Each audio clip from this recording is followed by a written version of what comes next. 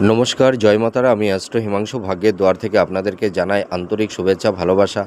আজ আমি যে প্রেডিকশানটি করতে চলেছি, জাতকেরা হলে ডান হাতটিকে দেখুন এবং জাতিকারা হলে বাঁ হাতটিকে দেখুন।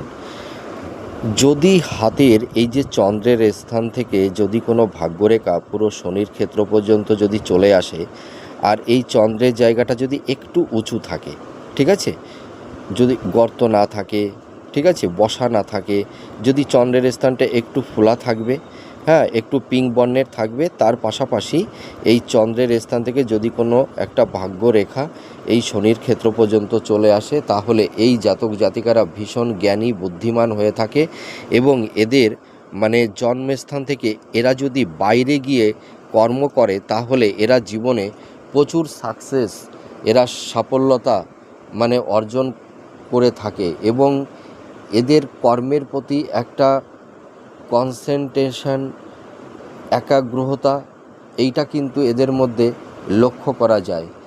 এরা জীবনে প্রচুর নাম যশ খ্যাতি অর্জন করে থাকে। তাছাড়া এরা ভীষণ জ্ঞানী বুদ্ধিমান, খুব বিচার বিশ্লেষণ করে এরা যে কোনো একটা কাজ করে থাকে। এদের মধ্যে একটা ইনটিউশন ক্ষমতা এদের মধ্যে থাকে, কল্পনা শক্তি এদের মধ্যে দেখতে পাওয়া যায়।